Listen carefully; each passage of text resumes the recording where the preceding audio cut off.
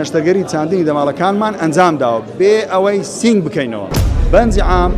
زۆر ترسناک دەبیتن ئەو کاتی لە بۆ ئەنجامدانی فەئەوە بەنجی عام نەکرایە بەبێ بەنجی عام بە بەنجی مەوزعی ئەو کرا بەنجی مەناطقی پێدەگوترێت یعنی بێ ئەوەی ئێمە دڵ ڕابگرین لە ئەسنای نەشتەرگەری شێواز ئەوە ئەو تەکنیکە لە بۆ چاندنی دەمارەکانی دڵە بۆ ئەوانی دەماری دڵیان دەگیرێتن لە نەتیجەی ڕوودانی جەڵتە لە دڵ وان دەچانەوانە پێویستیان بە نەشتەرگەری هەیەیان هەمیان ئیشیان بە دەرمان و بە قەستەرا هەل نابیتن لە حاڵەتی کلاسیک ئەو نەشتەرگەریە بە بەنجی عام کردنەوەی سینگ ئەو هێزکە دەشتێندرێ بە منشاری و هەروەها دەوەڕانی سناعی و ڕاگررتنی دڵ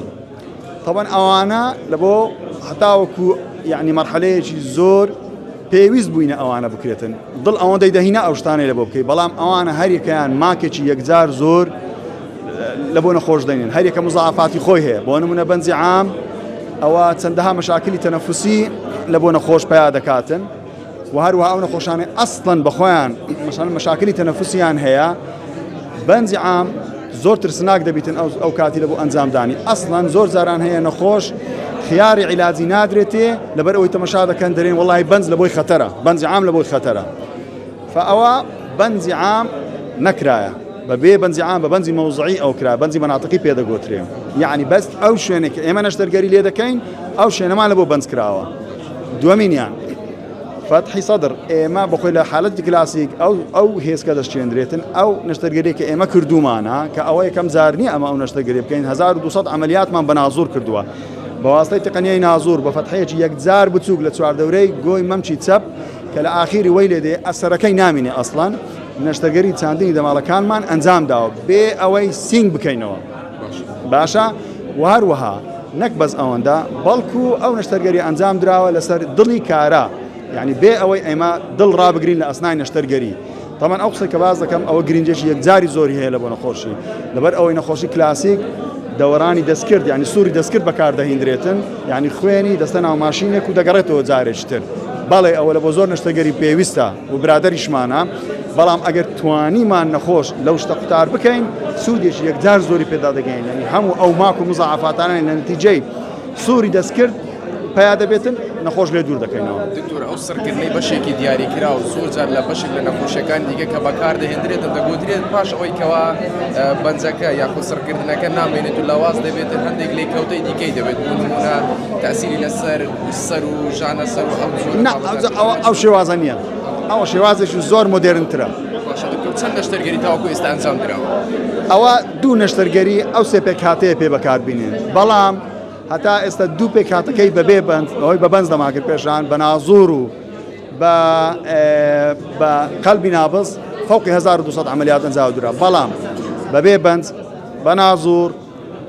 لەسەر دڵی نابز دوو نەشتەرگەریمان ئەنجام داوە ئەو دوو نەشتەرگەری الحەمدوللا نەتیجەیان زۆر باش یەکەشان ئەلێرە مەوجودە حاضرە لێرە یەکیان ئەوان عمری 80 ساڵە لە جزائیرەوە هاتیە بەڕاستی لەوێن دەری ئەوەی قبول نەبوو سینجی بکرێتەوە بەنجی عامی بدرێتێ و یەکەتیان ئافرەتە ئێستا لە نەخۆشخانەی ئەوڕۆ سبەینەکەی ئەنجاممان داوە ئەو نەخۆشە بە فەزڵی خوای لە ئەسنای عملیاتی هەر هەمووی قسەمان لەگە دەکرد و بۆ خۆی جێی لە قورئان دەگرت فترەیەک و دوای ئەو نەشتەرگەریە تەمام بە تەنەفوسی طەبیعی خۆش دوای نەشتەرگەری یەکسەر دامان نیشاند و یەکسەر هینامانە سەر ویلچێر لە بۆ عنایە مڕەکەزە ئەوەیان طبعا لە عملیاتی کلاسیکی جارێ نەخۆش هەتا 5-6 سەعاتان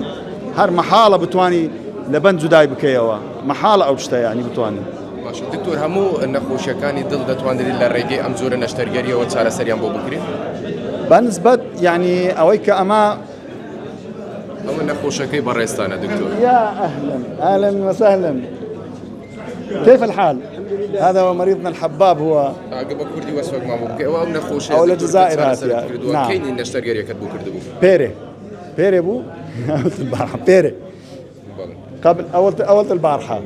ليه ببرسي تندرستي شلون يقول كيف الحال كيف الصحة؟ الحمد لله لا بأس العملية ناجحة 100%. السيد هذا يدوم مبروكة في العملية. أنا جيت باش نسوي عندي 4 عرايب في الشهرين تاعي 4. قالوا لي كيف باش نخدمهم قالوا لي نفتحوك الفتح ما نعطيكش عليه. كان عندنا اخرين جاوا داروا عنده هنا هو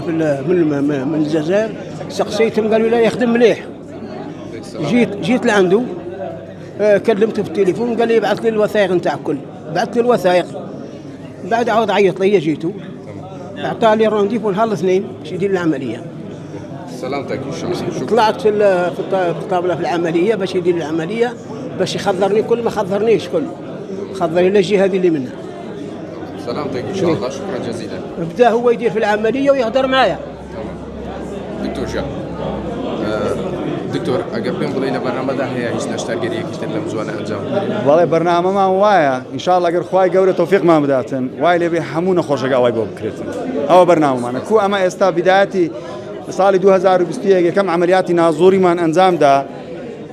برنامج معنا او بواي اللي بتنحمونا خوش لو فتح صدرين نزاد بدين وبفضل خواي وفضل او فريق مميزين كاما الحمد لله همانا استا اما تقريبا زور بي هر زوري نشتغل كاني خوما بدك من اگر ام سينج بكين ولا بو انزام داين نشتغل دو بين بلا روي ثمنه وبوس ثمنه جاو نشتغل ودكري بكري باك همو ثمنه لوانه گنزاو بيتن بس ام زاري او نخوشانه که زور پیوستیان بو هبو بوانه دسمان فکر دوا